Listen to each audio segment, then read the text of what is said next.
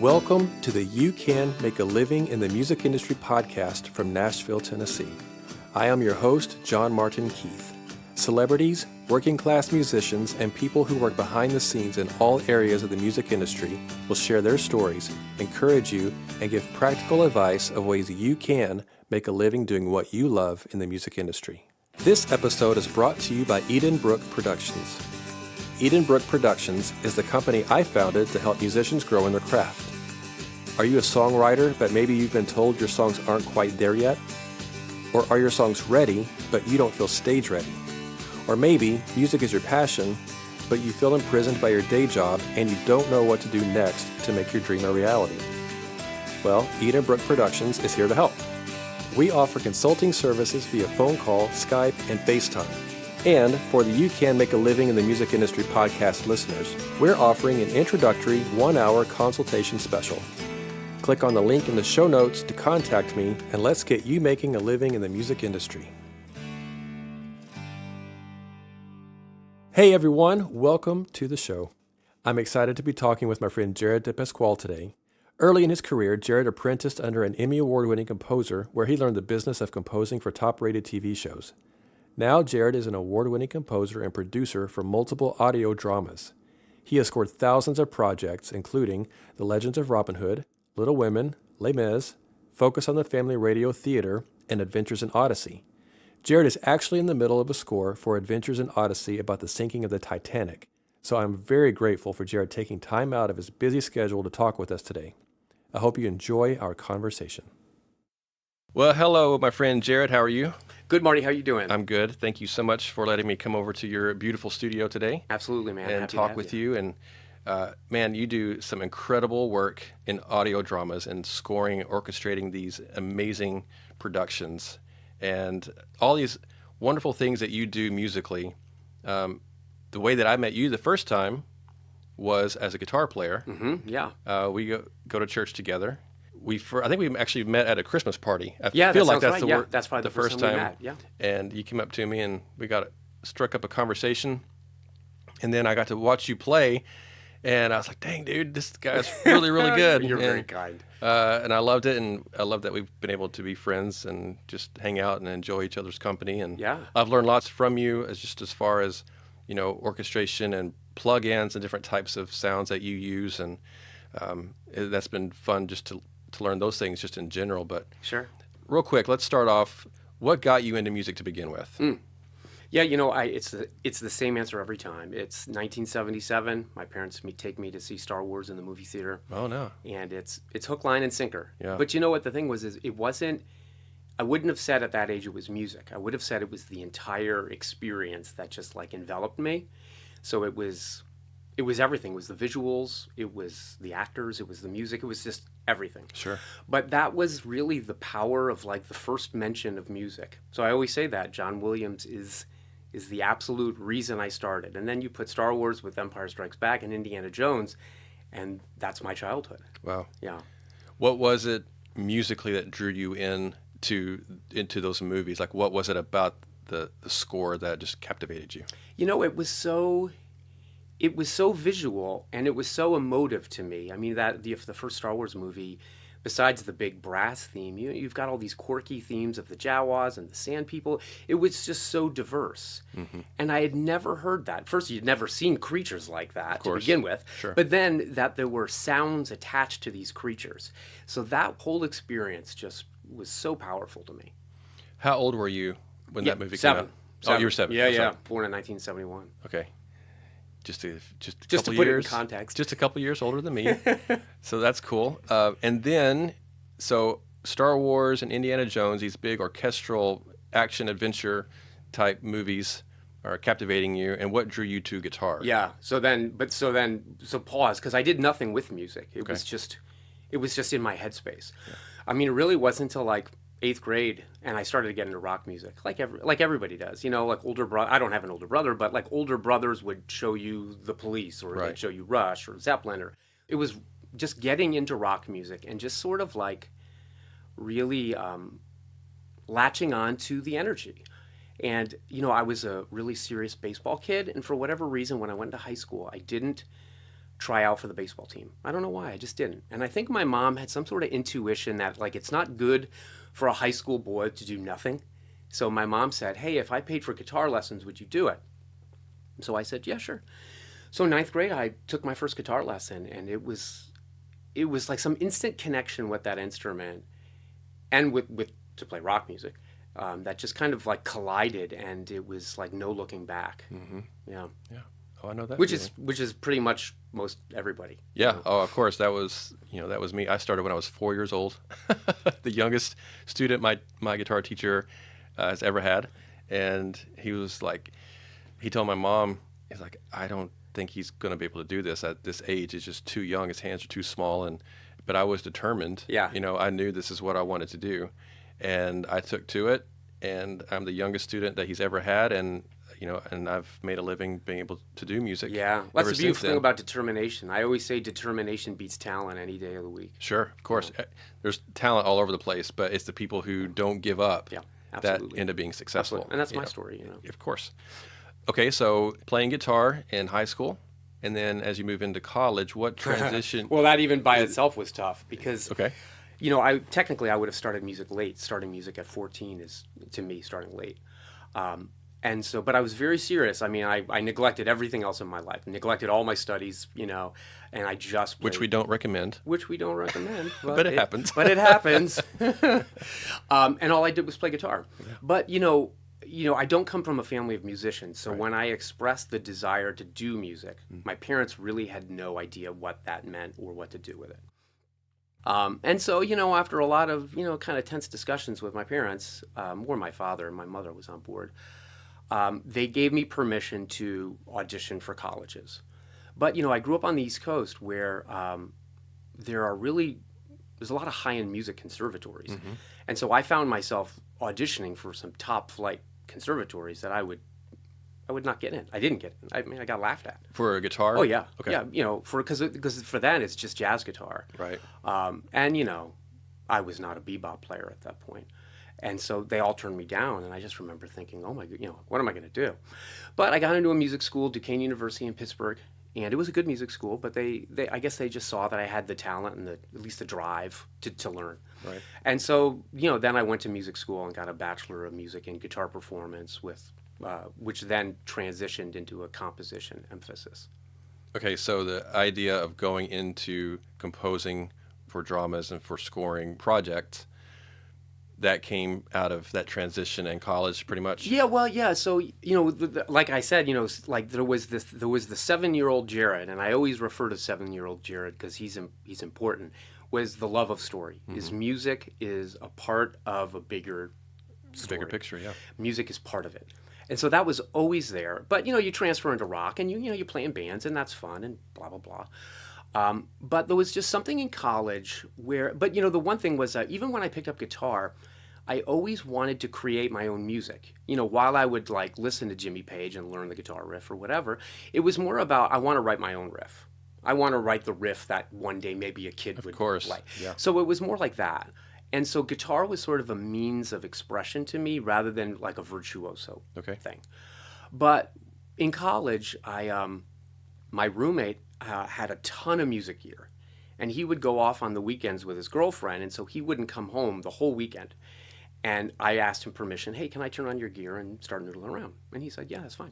And so all of a sudden I started to use technology, at least the technology of the day and sequencing, and I would just write. I would just write for 40 hours straight over the weekend, Yeah. And it was sort of like that. Alongside that, in 1992 or 91 when I was in music school, there was a lot of great film scores coming out. Michael Kamen had just done Robin Hood. John Barry had just done Dances with Wolves. Jerry Goldsmith had just done Total Recall. There were these really powerful scores. Yeah. And it just hit me like a ton of bricks, where it was like, oh yeah, 7-year-old Jared, that's what I want to do. Yeah. But that's a tall order for a kid that hasn't been in music all that long to try to like ramp yourself up to do it. But that's what I wanted to do. Yeah. Tell a story. Sure. And you're determined. Yes, and I'm determined. And it comes back to that determination. Absolutely. If you want something bad enough, you'll find a way to make it happen. Yes. Unless God just says this is not for you. then he can say this is not for you. Totally. But if that's an opportunity, if the doors aren't totally nailed shut, right, I'll for it. Try to open it up. Yeah, for sure. That's and that's awesome. a lot of what would transition me from college into the professional world was really more of a reflection of my tenacity and my ability to take risks than it was my talent. Sure. Because there were plenty of talent. There were probably more talented kids in the music school than me. Yeah. You know what I mean? Yeah. Yeah. So after you transitioned out of college into the professional arena, what was your first job in scoring, and how did you land that gig?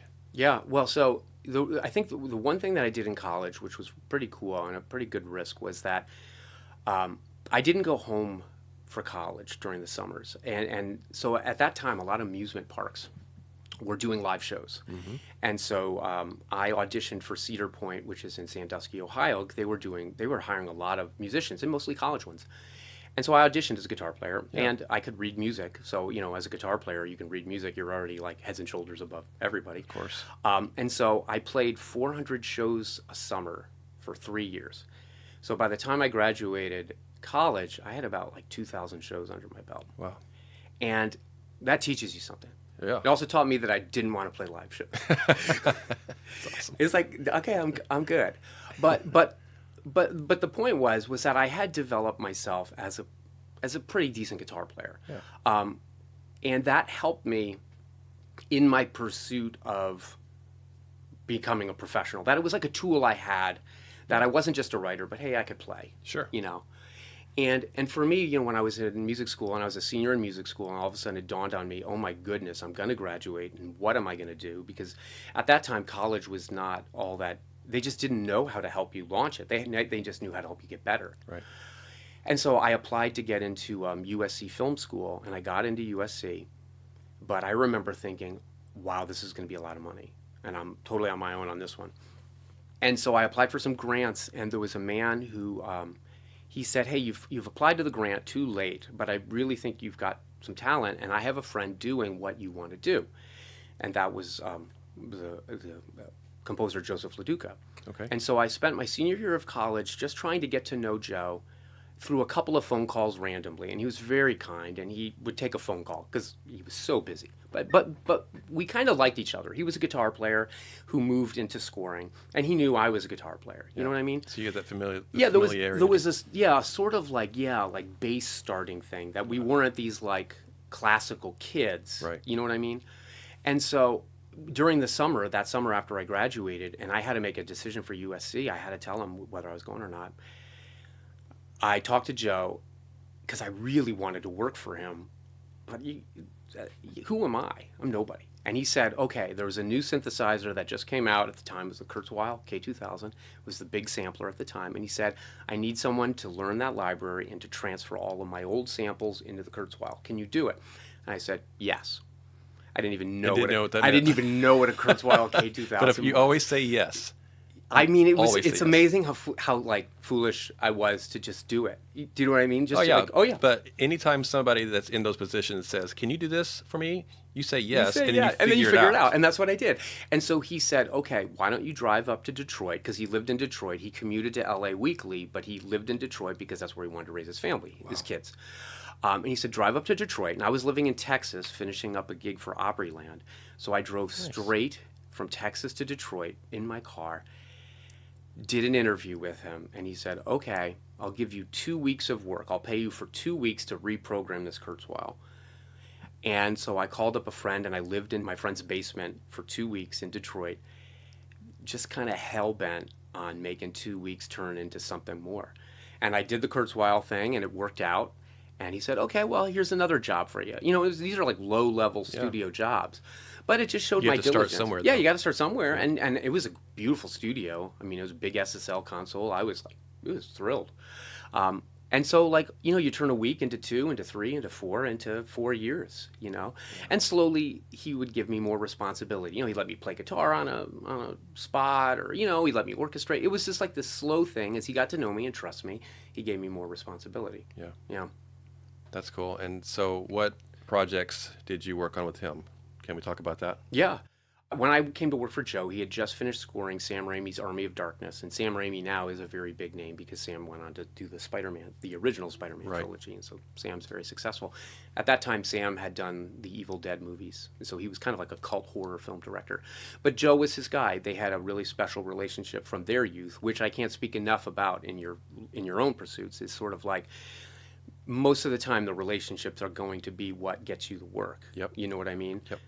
Talk about that all the time. Yeah, I mean, there's just no other way. And so, so Sam was going to executive produce the Hercules Legendary Journeys with Kevin Sorbo. Right. And so I kind of came on right when Joe was getting that. And so I got to work on those shows on a lot of capacities, and it was intense. I mean, like I still have like a notebook from my time log of my time with him just for fun. And there were weeks I logged 120-hour work weeks. Wow. You know, I mean, and I did that for 4 years. That's how intense it is. Joe was scoring 3 1-hour long television shows per week. Wow. I mean, so if you think about that. So how long does it typically take to score a 1-hour long show in well, general? For somebody like him. For him, he, and a 1-hour show might include maybe 30 minutes of score, because a 1-hour show at that time with TV, commercial breaks, and, maybe it's like 50 minutes. And so, you know what I'm saying. But 30 minutes of music, you'd have a week, because, it takes a week to score that. Well, that's just what you got. You know what I mean? Yeah, because this is in the days of classic television where you were booked for 22 episodes. That was a season. Right. You know what I mean? And so it's nonstop go, Yeah. Yeah, so it's intense. Yeah. So what were you able to do in those positions when you were working for him on that particular show? Like, what was the job that you would have to do? Yeah, I mean, I was sort of like a jack of all trades for him, where I could like temp track, like I could do click tracks, I could do programming. A lot of times I was a really good programmer, so a lot of times if something might be like some fight scene and there was like a percussion kind of jungly drummy thing, whatever, tribal, I could like program out the bed of that, and we would talk about stops and starts and hit points, and then maybe give that to him, and then he would score over it. I could play on the sessions. I learned how to play a lot of Middle Eastern instruments, and so I could play on it. I could orchestrate for him, and I would do that on cues where he would be flying out to the orchestra date, and I would stay back in Detroit orchestrating and then like faxing copies to the studio. What's a fax? I don't understand. Yeah, I know. What is this thing you speak of? Fax? Okay. No. So it was sort of like, I could do everything for him. Yeah. And you're an assistant. Yeah, you're an assistant. You're an apprentice. You're kind of like, you kind of have to learn to think like him. Right. And what his tendencies are, and you just do it. So what was the most fun part of that particular job, working with him on those types of shows for you? The most fun was like the first time you ever hear your music on network television. That's amazing. It's huge. Oh yeah. And I remember once he had a party where like maybe one of the shows was like early on when it was being broadcasted, and he also had a huge commercial client base, like advertising, and so I remember once I heard like 5 commercials I had written in the sitting of watching the television show. Right. And it was just like, it was just overwhelming to think that your music is kind of dominating the airwaves for this little moment of time. So when you're writing music for commercials, is that working for him as well, or is it something separate? No, that was him. I just became part of his, and most of the time the client would know I was writing that. I mean, he had a lot of commercial work. He lived in Detroit, and so you had every car known to mankind. Of course, yeah.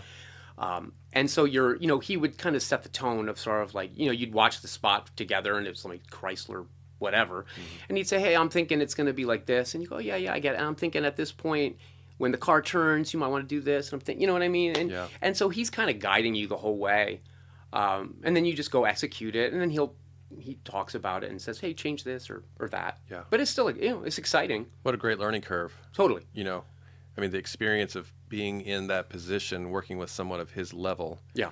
And that's your introduction into that's my introduction this world. into the music. I mean, and the crazy thing is that you only have a night. I mean, like on commercials, it was literally like you'd get the spot 4 p.m.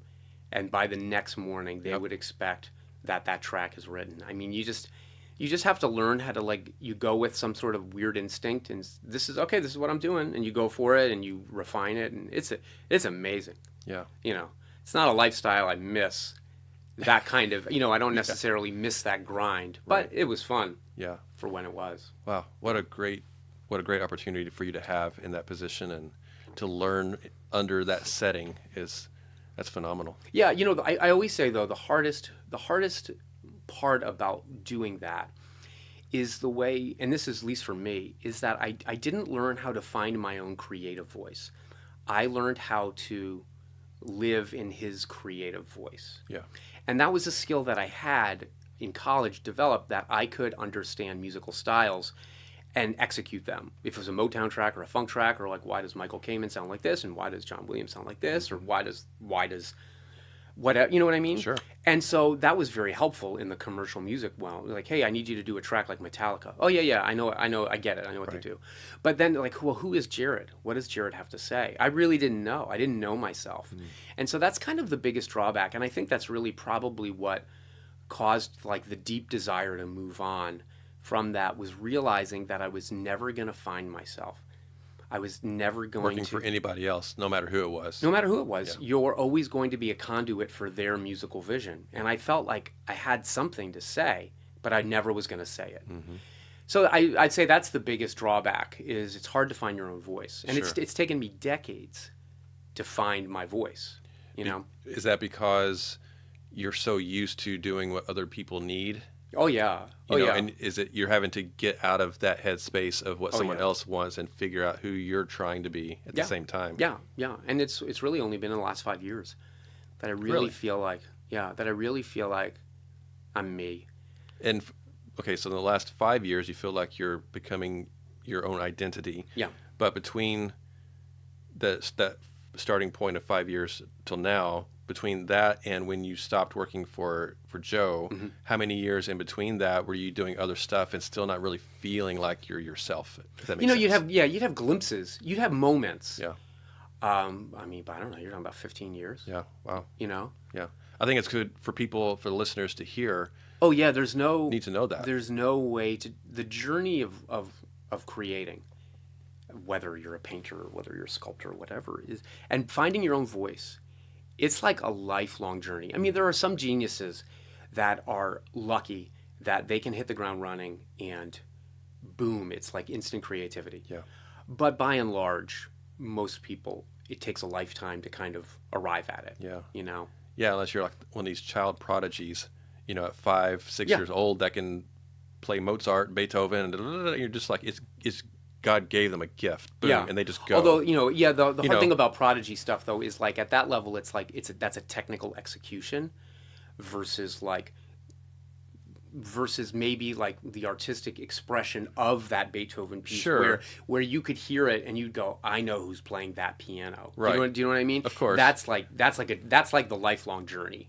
Right. Versus but it's in them. It's like I think it's put in you. If you're going to be able to have that technicality at that young of an age to do some massive amount of music that just makes the world just stand still, then the creativity is in there. It just takes time to develop that. I mean, that's for everybody. Yeah. No matter who you are, I think.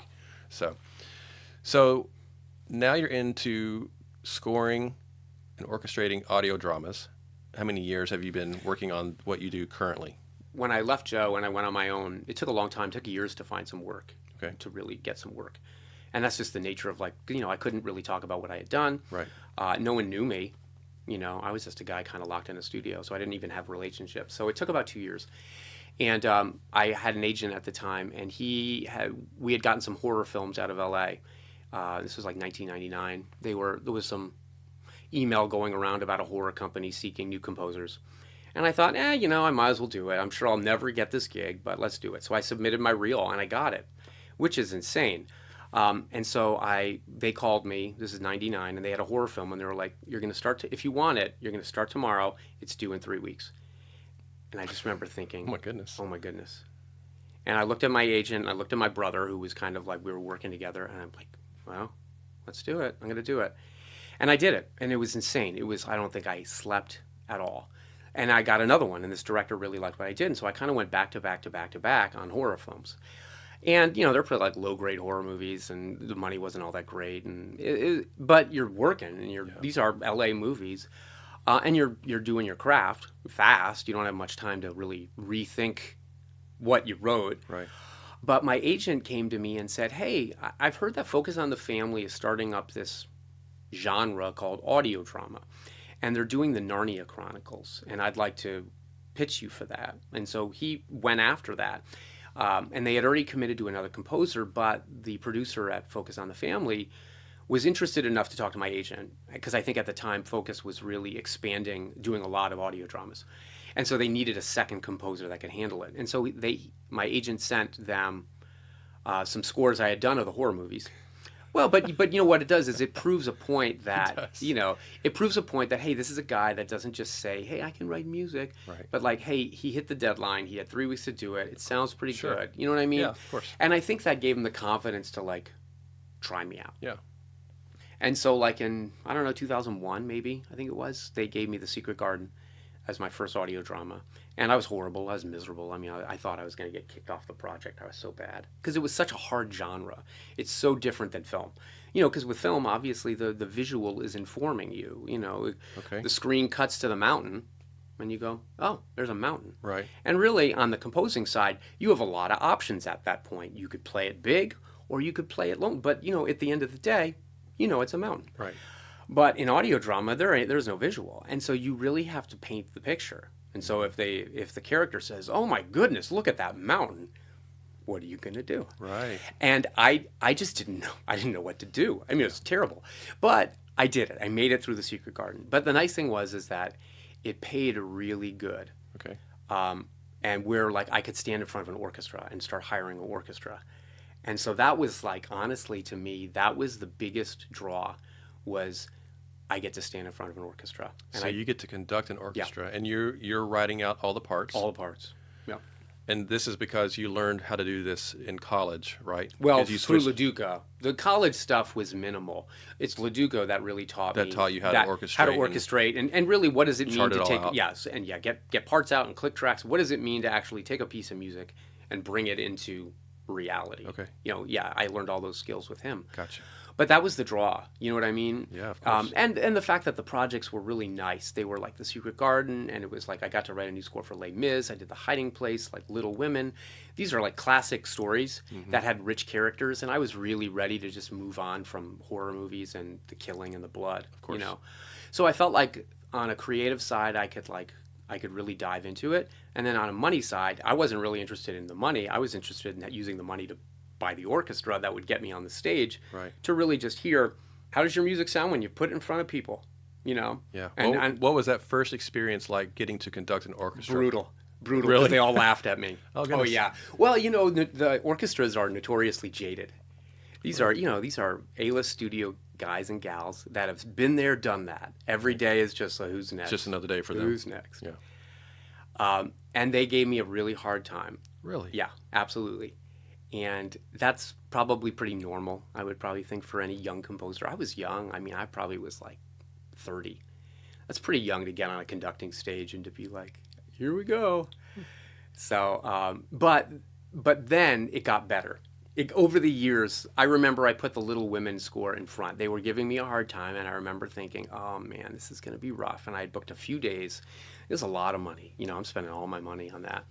But they played the opening cue of the theme of Little Women, and I remember it stopped. And someone said, wow.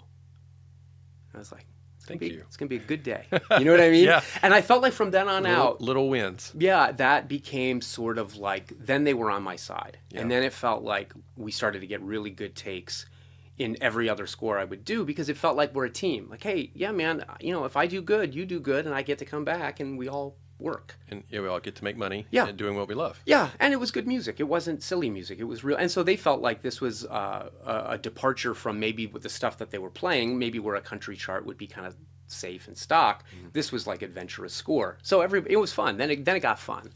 So did you end up bringing the same people back over and over? Yeah. And so what I did is I developed a good relationship with the contractor, and we would talk about players, and I would talk about who I want on the date and who I don't want to see again. Instruments that I felt like, you know, hey, I didn't really like that instrument. I feel like, can we get a better player? Yeah, sure. Totally. But you have a team, but pretty much everybody. That was only a few people. Yeah. Yeah. That's cool. I mean, it's really interesting to know that people were giving you a hard time Like that just wouldn't even enter my mind. That's It's so like, funny. That's all that enters my mind. well, I look at it as you're walking in as the conductor. Everybody's working for you. Totally. Would think. So, it's like, okay, we're here to do a job for this person. I wouldn't think it's okay for me to give you a hard time for what you've created because you're giving me the work. Right. That's just an odd concept. It is an odd concept. Happens. Yes. I just think that's the nature of like, if you do anything long enough, you couldn't get jaded. Yeah, of course. And you just have to be careful of be like, hey, I need to be appreciative. I am working as a musician. This is a miracle. Yeah. Whatever you're doing. Right. You know what I mean? Yep. That's cool. Yeah. So currently, what are you currently working on right now in scoring for audio dramas? Yeah, so I'm this year has been a great year. I finished up, as you know, a huge score to Robin Hood, which was kind of a dream of mine and a fear of mine because Michael Kamen score to Robin Hood was essentially why I got into film music. Yeah, okay. And so when I was called for Robin Hood, I was sort of like, at the same time, I was like, yes! And then this like cold fear went in of like, no. But you'll never write like Michael Kamen. You know what I mean? Sort of. But like, you're not supposed to be Michael Kamen. No, of course. And they said, they're like, absolutely, we do not want anything to do with Michael Kamen. That's not this production. But anyway, that was an amazing experience. It was a 3-hour score. It took me 6 months to write. That was a bear. That was a bear. That's crazy. That was like redefining discipline and focus for me. You know what I mean? Mm-hmm. Wake up, you're with Robin. You wake up, you're with Robin. You know what I mean? Right. So that was cool. I'm currently doing some Adventures in Odyssey, which is kind of like a long-standing audio drama for Focus on the Family. They bring me in on like big adventures, and so there's a big Titanic adventure. Nice. So I love Titanic. So, but again, they said no James Horner. Right. You know what I mean? And that's great. And I wasn't going to do that anyway. But so that's what I'm in the middle of right now. I'm in the middle of the scene where the iceberg will hit the ship. Wow, that's awesome. That's so cool. Like, this isn't music related at all, but Titanic is one of my favorite subjects. I just love. Oh, in general, the subject. Just of the it. subject of the sure, Titanic has always been something that's fascinated me, and so anyway, that has nothing to do musically. But let's talk about what would you tell somebody who is wanting to get into scoring audio dramas. Wait, let me back up. Mm-hmm. Explain what an audio drama is for our listeners. Like, what's the difference between an audio drama and they say a book on tape, or there's a difference to it, but what is that difference for people listening, and where do you get an audio drama to listen to? That's a good question. Yeah. So audio dramas are like fully immersive stories. They're a film minus the visual. Okay. So like Robin Hood had 60 actors in it. They hire Foley artists, they hire sound designers, they hire a composer. And so literally, if you took a movie and you just turned off your screen and listened, that would be the sound of the audio drama. So it's incredibly immersive. They're very well produced, very well written, very well acted. It's a throwback to the old 1920s when that's how people were entertained. They would listen to the radio and they would hear theater. Yeah, the radio theater. And so that's what it is. It's like a small genre, but boy, is it creative and artistic. You know, a lot of good people in it. Because there's big actors too that are playing huge these actors. parts. I mean, when I did St. Patrick, John Rhys Davies from Lord of the Rings was Patrick. Wow. And I remember hearing that voice, and I just remember thinking, "You gotta be kidding me! I get to be a part of this. I can't believe I'm doing this." Yeah. You know. So so with Robin Hood, it was Gwilym Lee, who was just in Bohemian Rhapsody, and he is by far the best Robin Hood ever. Period. On any stage, like any version of Robin Hood, I would put Gwilym Lee as the definitive performance of Robin Hood. Wow. He's that good. And where are they available? You know, right now, I mean, now they're streamed through like Audible, but every company has their own website where they still sell physical products, you know, like an actual old school CD, because they are still marketed sort of like family trip. Like, hey, you're going on a family trip. What are you going to do to pass the time? Hey, listen to an audio drama. You know what I mean? Yeah. But then it's streamed for the modern day listener too. Yeah. So what's the difference in saying an audio drama versus a book on tape when it comes to music? You know, there's a different level musically. Yeah. My experience with book on tape, and I can't say I've listened to a ton of them, but essentially it's kind of like they just use some canned music that just hit transitions. Right. You know, like sort of like the chapter ends and it'll go blah, blah, blah, blah, you know, whatever. But with the audio drama, you're scoring, you're in scene, and so, you know, generally speaking, if an episode's 30 minutes, you might have 15 minutes of score, and so, you know, you're in the battle with Robin, and you're you're doing the arrows and boom, someone goes down, and and the horse comes riding in, and the glory of you're hitting it all. Right. It's intense. That's fantastic. Yeah. Well, I got to hear a little bit of Robin Hood that you let me kind of take a peek into, and it was fantastic. It was just like I had to get my wife and my daughter over and say, listen to this. Yeah. This is incredible. And like, this is our friend who's doing this. And what I love about the genre is that it's really a callback to the classic film score way, which is John Williams' way, which is called the Light Motif, which is characters have themes. It's very thematic driven. Okay. And a lot of modern day film scores, we're in kind of like a rut. I'll call it a rut, where film scores are very anti-theme. It's very like staticky, atmospheric, vibey.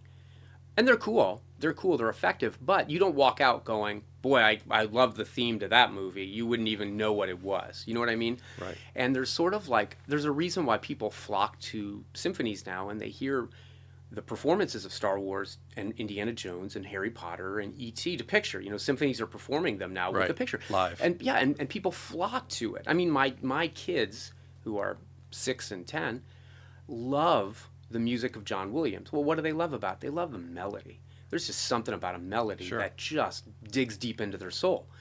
And that's what audio drama is. These are producers and directors that are looking for big-time melodies. Characters have melodies. And then sort of like the understanding of how to craft that melody and iterate it and reorchestrate it based on the scenes you're in. Mm-hmm. So that's totally where I always wanted to be. Yeah. You know what I mean? Yeah. You're doing the thing that you always wanted to do in a without genre, without the visual. And I think actually it makes you better. It's made me better as a composer, because I've locked into, well, what's really going on? Mm-hmm. What's the character motivation? What's he thinking about? How can I tell the story of that so-called mountain that you're not seeing? How am I going to paint it? How am I going to creatively help you go, there was a mountain there and it was huge? But you're like, well, you didn't see it. Right. Yeah, but boy, that music told me it was huge. Yeah, I felt it. So I feel like it is like the perfect training ground for me to just get my craft to as sharp as it can. Mm-hmm. Yeah. That's fantastic, man. Such a cool thing that you get to do, be a part of, and it's horrifying. I always say though, it's scary. It's sure. It's cool and horrifying at the same time that every day you have to go up to your studio and write music. You know what I mean? There's no such thing as a bad day, and that's like, I think that's what I would tell anybody who wants to create is sort of like, I can't overstate the discipline of the creative process. That the word inspiration to me is hardly real. I don't give that word a lot of validity. I feel so inspired, I'm going to go write. Well, but then you go up here and you get nothing. Yeah. Like, well, boy, a lot of good that inspiration did you, right? Yeah. Sort of like if you're going to write music for a client with a deadline, you have to learn how to write music. You know what I mean? Yep. And it's this strange balance of discipline and understanding your craft and all the techniques and doing all of the hard, boring work that will internalize and then come out. You know what I mean? Sure. I mean, the theme with Robin Hood is I wrote 50 themes before I got approved. 50 themes. It took me 2-3 days, and it was agony. I thought I was dead. And how long is a theme? You're talking about 8 bars. Okay. I mean, you just, because before you start, for the dramas, before you start, they want the theme, the main theme. If it's St. Patrick, they want, what's Patrick's theme? Right. What's Robin Hood's theme?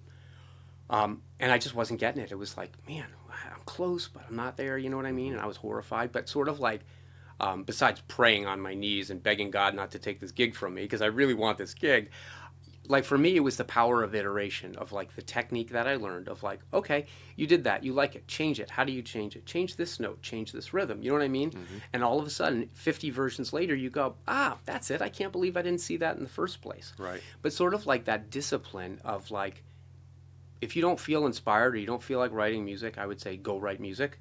Because if you keep plunking away, you might find something.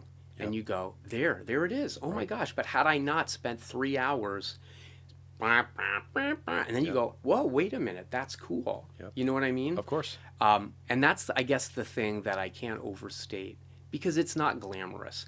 It's just hard work. But boy, is it fun. But you never would have got there if you didn't do the hard work. But boy, once you get that idea and you go, that's going to do it. That's the idea that's going to get me through this scene, It's beautiful. Yep. I mean, I deal with that when I'm writing for TV projects. I'm having to score, shorter versions of what you do, much, much shorter. Usually it's 2.5 minutes of whatever it is that they want, as opposed to 3 hours worth or 16 minutes at a time or whatever. But it's still the same amount of, you have to dig in, you have to sit and just figure it out because it has to be done. Yeah. It doesn't matter if you're inspired or not. Right. You have to just sit and just clunk away at it until something comes out and you're like, oh yeah. Oh, that's kind of cool. And then you kind of build around that and a little bit more, and then you've got something. Right. Absolutely. And that's the way it works. So what would you tell somebody who wants to get into scoring, working, whether it be for audio dramas like you do or working for another composer who's working on big projects? Yeah. I always tell people it comes back to relationships. And we talked about this a little bit earlier. It's who you know and building a relationship and trust with people and those types of things. So we know that's a huge part of it. Yeah. Probably the biggest part. But let's say you don't have a relationship with someone. You're looking for an opportunity to get into doing this, on any level.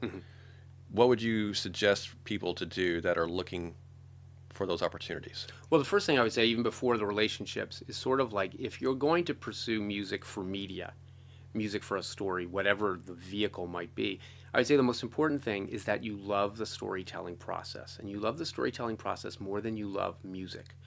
Like, I always say, I'm not being hired to write my first symphony. I have no desire to write Jared Symphony No. 1, right? I want to be a part of a team telling a story, right? People say, do you just write, hey, when you have a day off, do you write music? And I'm like, no, I have nothing to say. Tell me a story, and I've got plenty to say. Okay. So I would say that first, you've got to be in love with the storytelling process and separate that from music, meaning like, how does a story play out? Why did you like it? What did you learn about the characters? Because that's what they're hiring you for. They're hiring you to understand the story, go deep, and emote, right? They don't care. Your technique will help you, but they don't care about the technique. They don't, well, hey, look at this. I did this amazing harmony of polychords and blah, blah, blah. Dude, I don't care. It doesn't work. Yeah. It doesn't hit me. So I would say, like, you got to love the story. And you also have to love working with people. And I can't say that enough. And that was probably, I love working really closely with directors and writers. We're on the phone a lot together where we talk about scenes. I'll call them, hey, I don't understand this scene or blah, blah, blah. But I guess my point is like, love working with people, because music for media is a collaborative process. There's a lot of people that go into the thing you're hearing. And even though it's your music and you're the dude writing the notes, a lot of people are influencing you and how you perceive the notes and choose the notes, Yeah. And that's totally fine. And that's great, because they're going to help you understand things that you might not understand yourself. They're going to help you in the jams. They're going to help you rethink it, look through the prism a little differently. You go, oh man, I didn't know. Yeah, Robin, he's probably pretty angry right here. Let's play off the anger. Let's not play, you know what I mean? That kind of stuff. So I would say that's so important. And then on the side of just getting started is, you're probably gonna have to work for free. You're probably gonna have to do like low-level entry projects with students. And I would say, man, hook up with your peers. Wherever you're living in, hook up with them. The person that's trying to do their first audio drama and is doing it kind of on a shoestring budget. The filmmaker that's trying to do his first film, be like, hey, I'll score it, right? Don't expect to get paid because he doesn't have any money. You know what I mean? But it's opportunities. And, and I scored a lot of indie films because you just never know if the director was going to hit, and in my case, they didn't. But every successful film composer, you can link the director back to them. You know what I mean? And so that's kind of the thing, is just building the relationships. But also, too, is then that director comes to like you, and even if he's your age and you did the movie for free and he really liked you, he's like, oh yeah, man, hey, Jared did that. He did my film, and he was great to work with. He was cool, and yeah, give him a call. You know what I mean? Yeah. It's a slow build. This is something I've been doing, 25 years, and it's still a grind. Like, sure, it's the life of a freelancer. And we're always learning and growing and getting better, but there's always something to learn. Oh, there's always something to learn. I have a very long list of things I need to keep learning. Yeah, of course. And I guess that's something too, I would say too, in as it relates to, and this is just more of like the pursuit of your craft, is always keep learning and always keep growing. You if you think you arrived, you haven't. And so, like, for me, I'm always at a thing of like where I believe in like writing, in studying, and sort of like reflecting. So I'm always, I've probably got 3 or 4 scores of other famous composers that my head is always in, trying to understand their music. I'm always writing, and I'm always sort of looking back on my stuff going, I wonder what I could do differently. There's just, that process has to be like really built into you. Otherwise, you'll just never really grow, So just thought I'd throw that in. Yeah, that's great. The love of learning. Great, love of learning. That's great information. Can we talk a little bit about the difference between composing and ghostwriting? Mm-hmm. So for listeners to know what the difference, because there are some people who have, some of the circles I run with, people ask that question, should I ghostwrite, and what is ghostwriting compared to composing or whatever else? Yeah. And so what would the difference in those things be for you? Yeah. I mean, the term ghostwriting, or use it, whatever you call it, whatever you want, is it's based off of the fact that big time movies and TV shows require a lot of music in a very short time. Mm-hmm. So I always make that pretty clear. Ghostwriting is not, because people are always like, oh boy, was the composer no good? And you're like, no, the composer's amazing. It's just that they just don't have time to do it all. It's an inhuman. One human being cannot do it. Right. And so they have a team, and that's the reality of many movies you'll see today. Is it's written by a team, even though it might say music by so and so. But with that comes, the lack of credit on a visual sense, and the lack of compensation, appropriate compensation, which would be through like ASCAP or BMI. And you're sort of like an independent contractor that's just kind of stroked a check for writing and sort of like signing away all your rights to it, It's like a work for hire. It's a work for hire, yeah, and you're signing away all the rights to it. And so, with that... Which means you're not going to get paid royalties on the back end. Correct. What we're technically saying. The fee that you were just paid for, that's it. Yeah. That's it. And so that's a tough road to go down if that's how you want to go down, because you never know what project will blow up and become the biggest thing since sliced bread, and you don't get a part of it. You know what I mean? But that to say, you learn. But also there's sort of like I had the experience of learning under someone who was very good and getting thrown into a business where I just had to swim. But there's also something beautiful about learning it yourself all alone and finding your own voice from a very early age, which is what I didn't do. You know what I mean? So my trade-off was I didn't find my creative voice. It took me a long time to do that. I think there are some ghostwriting, some composers that are giving some screen credit. Some like I do know that there are some bigger composers where they're sharing screen credit. So they might say music by big composer and so. You know what I mean? Sure. And then, like I've heard of some interesting business arrangements where the main composer might take 50% of your films once you split from him. Like he sort of gives you a visual credit in the sense of like elevating you, but you almost become like a business investment, sort of like a pyramid scheme to him, so that when you launch out, you actually are established because he's credited you. You know what I'm saying? Right. But then he might have 50% of your royalties for 5 years. You know what I'm saying? Yeah. But that's at least better. Sure. Do you know what I mean? Of course. But every situation is unique. Yes. But I would always say I would personally approach it with trepidation. Okay. But that's me. But you got to start somewhere. It's true. And so it's hard for me to make the judgment call when people even ask, hey, did you wish you did that, or do you wish you went to USC? There's a part of me that still is like, man, I wonder what would have happened if I would have gone to USC. Because you never did. Because I never did. You ended up just going to work. You got the opportunity to go straight to work for the guy. But you're like, hey, I wonder what I would have learned from those guys. Those are great composers out in LA. I wonder who I would have met and blah, blah, blah. Yeah. I was tenacious. I would have worked hard. Yeah. But you can't go back. You are what you are. Yep. So tell me what some of your favorite projects have been that you've worked on in the audio drama sector. Yeah, that's a good question. So I would say that there are 2 very special projects for me that I always look back on. Is in 2004 or 2005, I had the opportunity to do an audio drama of Corrie ten Boom's The Hiding Place, which is the true story of her family. They hid Jewish refugees during the Nazi occupation of Holland. Okay. And that was intense. It's a true story, and it's a tough ending. There's a lot of death, and Corey loses all her family in the camps. Right. And I just remember wanting to approach that project with a sort of like respect for this is true. And so I did a ton of research on like Polish post-war composers, because like music changed at that point in time. That was the first global atrocity we really knew about. You know what I mean? Mm-hmm. And it was the first time that people then reacted to it. Like art changed, art reacted to this horrific thing. Okay. And music changed.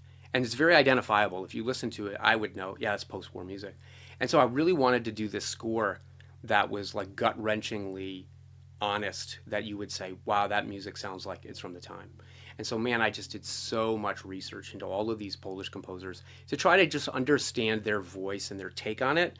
And then, and then getting that score performed by a live orchestra was just, that was a top flight moment for me, for sure. That's cool. Yeah. Wow. And then the other one would be the Trials of St. Patrick, like working with John Rhys Davies on that.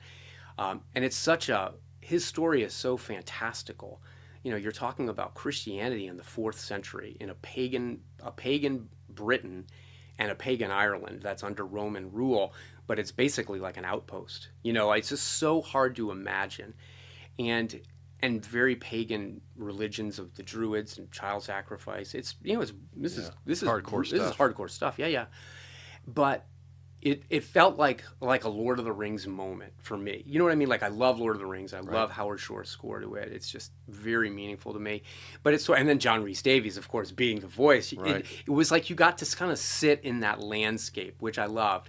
And then that score enabled me to work. Because you needed like a Celtic instrument. You're in Ireland. But I'm like, wow, what am I going to do? And I had this dream that somewhere out there is a woodwind player that really knows the style. Like, not just like happy-go-lucky Celtic music that you hear nowadays, but really the old stuff. And everyone laughed at me. I talked to a lot of musicians in town, and they all laughed. I'm like, that doesn't exist, man. It doesn't exist. I was like, you know what? I'm not done. And I scoured YouTube, and I found this girl, and she lives in Germany, but she's from Celtic region of France. Her YouTube stuff knocked me out. And I put in a comment, sort of like, I was like a total stalker of like, hey, I love your music. Can we talk? Do you know what I mean? Sure. And she wrote me back. And so she played on my score, and it was amazing. She has like a degree in medieval music from somewhere in Germany. How random. Oh, totally random. But man, what she did was like no other. Like all the embellishments, and even she played a Gemshorn, which is the horn of a cow, like we think of the shofar, which is the big ram horn that like Joshua in the Battle of Jericho. Right. But like in Ireland, you have a Gemshorn, and it's like the horn of a ram. Okay. It's like very small, but it's a totally pitched instrument. And so she had all these ancient instruments. You know what I mean? Mm-hmm.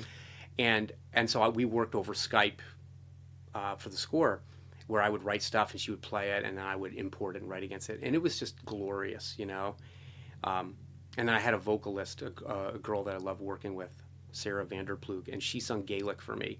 And Gaelic, is a dead language. No one speaks it anymore. And so I found a translator that could so I was able to actually get stuff translated into the southern dialect Gaelic region, what Patrick would have heard. So like the words that she sung were the words Patrick could have heard. It was just, and then so I paid for her tutoring lessons so that she could pronounce it correctly. And it was just stellar. It was like just a creative experience at 11. You know what I mean? Yeah. Yeah. I just look back at that with like such satisfaction. That's amazing. And the fact that you would think of the attention to detail to go look for these people that do these particular things. Yeah. It's not just, finding someone who, can play an instrument that's similar to that. Like, you're having to get really, really specific for that particular project. And I love that part of music. I love that stuff. Yeah. The real detail. And of course, when you're talking about like true stories, I don't know. I just felt like, I felt like I owe it to him. I owe it to Patrick to like, let me give this thing my best. Yeah. If I'm going to do this, I'm going down all the way. Yeah. Yeah, and I've listened to parts of it, of what you've done on that, and it was phenomenal. Oh, thanks. That's so cool. Thanks. Yeah, now you know the back end story of it. Thanks for sharing not just someone playing a flute, but it's like That's the real deal stuff. Yeah. You know. That's incredible. Wow, thank you. How do people find you online and find out where to listen to these dramas if they want to check out your the stories that you're a part of? Yeah. Well, I have my website, JaredDePasquale.com, and those under my credits, they get linked. All the shows would get linked. Okay. I also have a YouTube channel that I do a lot of behind the scenes features of like kind of the process that I would go through to write the score. And those are kind of like just personal favorites of mine as I look back. And it's more about, you can listen to the music, but you can really get inside my head about how and why you did that. How and why I did it. And where would you that find would just that? be like, I have my own YouTube channel under my name. Okay. Yeah. Should be. Put me into YouTube and I think I'll come up. It'll pop up there. Awesome. Better. Well, that's fantastic, man. Thank you so much for your time. Absolutely, and Marty. sharing your story. And yeah, thanks for having me. So cool to know all the different projects that you've been a part of in TV and audio dramas, and focus on the family. And, it's just a cool thing that you get to do. Thanks, and I appreciate it. I'm honored to know you and be friends with you and get to experience your story from this side of life. Oh, yeah, thanks. So, well, my pleasure, man. All right, buddy. Thanks. Bye. Thank you guys so much for joining us today. I really hope you enjoyed our conversation with Jared, learning more about audio dramas and composing and scoring for those types of projects, and also for TV and film type projects as well. Remember, Edenbrook Music is here to help if you need consulting services via phone, FaceTime, or Skype. Be sure to get in touch with us and let us know how we can help you begin to make a living in the music industry.